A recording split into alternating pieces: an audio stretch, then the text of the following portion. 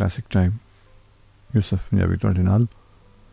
ਔਰ ਅਕਸਰ ਸਾਨੂੰ ਬਹੁਤ ਸਾਰੀਆਂ ਗੱਲਾਂ ਦਾ ਚਾਅ ਰਹਿੰਦਾ ਹੈ, ਰੀਝ ਹੁੰਦੀ ਹੈ। ਅੱਛਾ, ਇਹਦੇ ਦਰਮਿਆਨ ਚਾਅ ਔਰ ਰੀਝ ਦੇ ਦਰਮਿਆਨ ਇੱਕ ਛੋਟੀ ਜਿਹੀ ਨਾ ਸਪੇਸ ਹੁੰਦੀ ਹੈ, ਛੋਟਾ ਜਿਹਾ ਵਕਫਾ ਹੁੰਦਾ ਹੈ, ਛੋਟੀ ਜਿਹੀ ਜਗ੍ਹਾ ਹੁੰਦੀ ਹੈ। ਸਾਨੂੰ ਚਾਅ ਉਸ ਚੀਜ਼ ਦਾ ਹੁੰਦਾ ਜਿਹੜੀ ਸਾਡੇ ਕੋਲ ਮੌਜੂਦ ਹੋਵੇ, ਹਾਸਿਲ ਹੋ ਜਾਵੇ। ਰੀਝ ਉਸ ਚੀਜ਼ ਦੀ ਹੁੰਦੀ ਹੈ ਜਿਹੜੀ ਸਾਡੇ ਕੋਲ ਨਾ ਹੋਵੇ।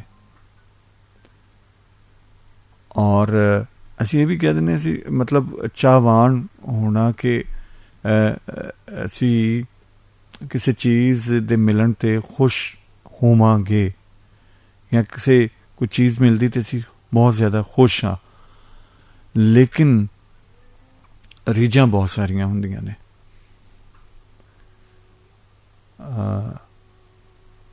ਕਿਸੇ ਨੂੰ ਮਿਲਣ ਦੀ ਵੀ ਹੋ ਸਕਦੀ ਹੈ, ਕਿਸੇ ਸ਼ੈ ਦੀ ਵੀ ਹੋ ਸਕਦੀ ਹੈ, ਔਰ ਕਿਸੇ ਨੂੰ ਨਾ ਮਿਲਣ ਦੀ ਵੀ ਹੋ ਸਕਦੀ ਹੈ। ਅੱਛਾ, ਆਉਂਦੀ ਹੈ ਵੀ ਰੀਝ ਵਿੱਚ ਹੀ ਹੈ। ਰੀਝ ਅਸਲ ਵਿੱਚ ਅਸੀਂ ਕਹਿੰਦੇ ਖਵਾਹਿਸ਼ ਨੂੰ, ਤੁਹਾਡੀ ਖਵਾਹਿਸ਼ਾਤ ਜਿਹੜੀਆਂ ਹੁੰਦੀਆਂ ਨੇ ਉਹਦੇ ਵਿੱਚ ਅਸੀਂ ਕਹਿੰਦੇ ਹਾਂ ਕਿ ਫਲਾਂ ਗੱਲ ਦੀ ਮੈਨੂੰ ਬੜੀ ਰੀਝ ਹੈ।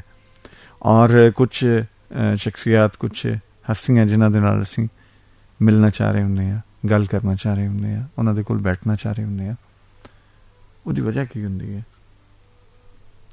ਬਗੈਰ ਵਜੂਦ ਤੋਂ ਤਾਂ ਕੋਈ ਕੰਮ ਨਹੀਂ ਹੁੰਦਾ, ਉਹਦੀ ਕੋਈ ਨਾ ਕੋਈ ਵਜ੍ਹਾ ਹੁੰਦੀ ਹੈ। ਅਸੀਂ ਕਿਤੇ ਜਾਂਦੇ ਹਾਂ, ਅੱਛਾ ਬਗੈਰ ਵਜ੍ਹਾ ਤੋਂ ਅਸੀਂ ਕਿਤੇ ਚਲੇ ਜਾਈਏ ਨਾ ਐਵੇਂ,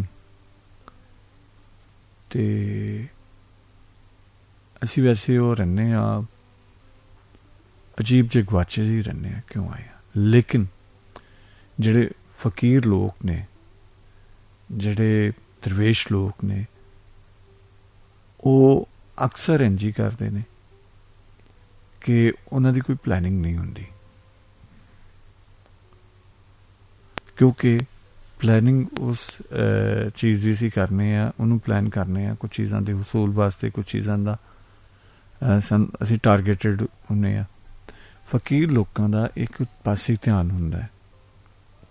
ਲੇਕਿਨ ਕਦੀ ਕਦੀ ਅੱਛਾ ਬਹੁਤ ਸਾਰੀਆਂ ਗੱਲਾਂ ਕਦੀ ਐਸੀਆਂ ਵੀ ਹੁੰਦੀਆਂ ਜੇ ਸਾਡੀ ਸਮਝ ਨਹੀਂ ਆਉਂਦੀਆਂ, ਉਹ ਉੱਤੋਂ ਦੀ ਲੰਘਦੀਆਂ ਜਾਂਦੀਆਂ ਨੇ। ਮੇਰਾ ਅਕਸਰ ਇਹ ਹੁੰਦਾ ਹੈ ਕਿ ਕਦੀ ਮਨ ਉਦਾਸ ਹੋਵੇ, ਉਸੜਿਆ ਹੋਵੇ, ਅੰਦਰ ਹਬਸ ਦੀ ਕੈਫੀਅਤ ਹੋਵੇ, ਅਤੇ ਮੈਂ ਫਿਰ ਬਗੈਰ ਸੋਚੇ ਸਮਝੇ ਬਾਹਰ ਨਿਕਲ ਜਾਂਦਾ। ਮੈਂ ਸਿਰਫ ਚਾਹ ਰਿਹਾ ਹੁੰਦਾ ਕਿ ਮੈਂ ਬਾਹਰ ਦਾ ਜਿਹੜਾ ਨਜ਼ਾਰਾ ਹੈ, ਬਾਹਰ ਜਿਹੜੀ ਖੁੱਲ੍ਹੀ ਫਜ਼ਾ ਹੈ, ਬਾਹਰ ਕਿਤੇ ਹੋਰ ਜਗ੍ਹਾ ਜਾ ਕੇ ਉਹਨੂੰ ਸਿਰਫ ਥੋੜ੍ਹਾ ਚੇਂਜ, ਤਬਦੀਲੀ, ਬਦਲਾਓ, ਉਹਦੇ ਵਿੱਚ ਜਾਣਾ ਚਾਹ ਰਿਹਾ ਹੁੰਦਾ, ਜਿਹਦੇ ਵਿੱਚ ਬਾਜ਼ ਔਕਾਤ ਇਹ ਹੁੰਦਾ ਕਿ ਜਾਂਦਿਆਂ ਜਾਂਦਿਆਂ ਤੁਹਾਨੂੰ ਕੋਈ ਐਸਾ ਨਜ਼ਾਰਾ ਪਸੰਦ ਆ ਜਾਂਦਾ, ਐਸੀ ਜਗ੍ਹਾ ਪਸੰਦ ਆ ਜਾਂਦੀ ਹੈ ਜਿੱਥੇ ਤੁਸੀਂ ਕੁਛ ਚੀਜ਼, ਕੁਛ ਲਮਹੇ ਖਲੋ ਕੇ, ਕੁਛ ਟਾਈਮ ਖਲੋ ਕੇ ਉਹਨੂੰ ਮਹਿਸੂਸ ਕਰਦੇ ਹੋ, ਉਹਨੂੰ ਫੀਲ ਕਰਦੇ ਹੋ। ਅਕਸਰ ਇਹ ਹੋਇਆ ਕਿ ਮੈਂ ਕਿਸੇ ਕੰਮ, ਅਗਰ ਕਿਸੇ ਜਗ੍ਹਾ 'ਤੇ ਜਾ ਰਿਹਾ ਅਤੇ ਰਸਤੇ 'ਚ ਕੋਈ ਐਸਾ ਨਜ਼ਾਰਾ ਆ ਗਿਆ, ਐਸੀ ਜਗ੍ਹਾ ਆ ਗਈ ਹੈ, ਐਸਾ ਮੌਸਮ ਬਣ ਗਿਆ, ਅਤੇ ਉੱਥੇ ਖਲੋ ਜਾਣਾ, ਉੱਥੇ ਉਹ ਪਲ ਜਿਹੜੇ ਨੇ, ਉਹ ਟਾਈਮ ਜਿਹੜਾ ਹੈ, ਉਹਨੂੰ ਕੋਸ਼ਿਸ਼ ਕਰਨਾ ਕਿ ਮੈਂ ਇਹਦੇ ਵਿੱਚ ਸਮਾ ਜਾਵਾਂਗੇ, ਇਹ ਟਾਈਮ ਮੇਰੇ ਵਿੱਚ ਸਮਾ ਜਾਵੇ। ਬਾਜ਼ ਔਕਾਤ ਇਹ ਹੁੰਦਾ ਹੈ ਕਿ ਉਹ ਇਸ ਕਦਰ ਇੰਨਾ ਕੁ ਕਮਾਲ ਨਜ਼ਾਰਾ, ਕਮਾਲ ਟਾਈਮ, ਔਰ ਉਹਦੀ ਤੁਹਾਨੂੰ ਜਿਹੜਾ ਖਿੱਚ ਹੁੰਦੀ ਹੈ ਉਹ ਇੰਨੀ ਕੁ ਹੁੰਦੀ ਹੈ ਕਿ ਉਸ ਦੇ ਵਿੱਚ ਹਮੇਸ਼ਾ ਤੁਸੀਂ ਰਹਿਣਾ ਚਾਹੁੰਦੇ ਹੋ। ਇੰਝ ਕਹਿ ਲਵੋ ਕਿ ਤੁਸੀਂ ਚਾਹੁੰਦੇ ਹੋ ਕਿ ਬਸ ਹੁਣ ਹੋਰ ਕੁਛ ਨਹੀਂ, ਇਹਦੇ ਵਿੱਚ ਟਾਈਮ ਜਾਂ ਇੱਥੇ ਖਲੋ ਜਾਵੇ ਜਾਂ ਜ਼ਿੰਦਗੀ ਤਮਾਮ ਹੋ ਜਾਵੇ। ਇਹ ਬੜਾ ਇੱਕ ਬਹੁਤ ਆਖਰੀ ਹੱਦ ਹੁੰਦੀ ਹੈ ਕਿਸੇ ਨਜ਼ਾਰੇ, ਕਿਸੇ ਚੀਜ਼, ਕਿਸੇ ਇਨਸਾਨ ਦੀ ਪਸੰਦੀਦਗੀ ਦੀ। ਅਸੀਂ ਅਕਸਰ ਪੋਇਟਰੀ ਦੇ ਵਿੱਚ, ਸ਼ਾਇਰੀ ਵਿੱਚ ਵੇਖਦੇ ਹਾਂ कि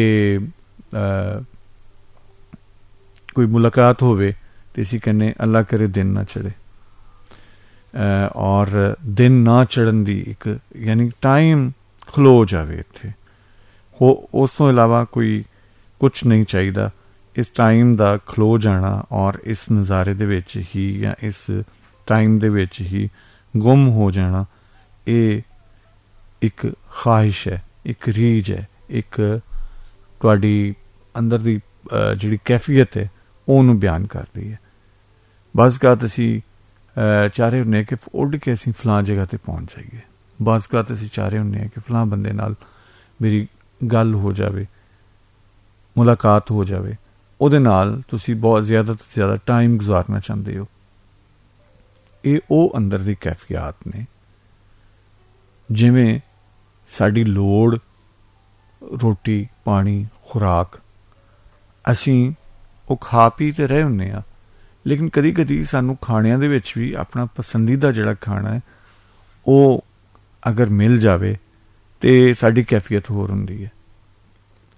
ਅਸੀਂ ਆਮ ਰੂਟੀਨ ਦੇ ਵਿੱਚ ਜਾਂਦੇ ਹਾਂ ਕਿ ਠੀਕ ਹੈ ਜੋ ਪੱਕਾ ਹੈ ਜੋ ਮੈਨਿਊ ਹੈ ਅਸੀਂ ਉਹਦੇ ਮੁਤਾਬਿਕ ਗੁਜ਼ਾਰਾ ਕਰ ਲੈਂਦੇ ਹਾਂ। ਲੇਕਿਨ ਸਰਪ੍ਰਾਈਜ਼ਿੰਗ ਤੌਰ 'ਤੇ ਅਗਰ ਤੁਸੀਂ ਕੁਛ ਬਹੁਤ ਜ਼ਿਆਦਾ ਪਸੰਦ ਕਰਦੇ ਹੋ ਤੇ ਤੁਹਾਨੂੰ ਅੱਗੋਂ ਜਾਂਦੇ ਜਨਾਬ ਉਹ ਡਿਸ਼ ਮਿਲੇ ਤੇ ਤੁਹਾਡੀ ਕੈਫੀਅਤ ਹੋਰ ਹੁੰਦੀ। ਇਸੇ ਤਰ੍ਹਾਂ ਬਹੁਤ ਸਾਰੀ ਸ਼ਖਸੀਅਤ ਨਾਲ ਸਾਡਾ ਅਚਨਚੇਤ ਅਚਾਨਕ ਮੁਲਾਕਾਤ ਹੋ ਜਾਣਾ, ਉਹਨਾਂ ਨਾਲ ਮਿਲ ਪੈਣਾ, ਇਹ ਸਾਡੇ ਵਾਸਤੇ ਇੱਕ ਬੜੀ ਐਸੀ ਕੈਫੀਅਤ ਹੁੰਦੀ ਹੈ ਜਿਹਨੂੰ ਸ਼ਾਇਦ ਅਸੀਂ ਕਹਿੰਦੇ ਕਿ ਯਾਦ ਰਹਿਣ ਵਾਲੀ। ਜੇ ਸਾਡੇ ਨਾਲ ਬਹੁਤ ਸਾਰੇ ਸੱਜਣ ਮਿੱਤਰ ਪਿਆਰੇ ਇਸ ਟਾਈਮ ਮੌਜੂਦ ਨੇ। ਹੁੰਗਾਰਾ ਆਇਆ ਹੈ ਜੀ, ਉਸਮਾ ਜੀ ਸਲਾਮਤ ਰਵੋ, ਖੁਸ਼ ਰਵੋ, ਆਬਾਦ ਰਵੋ।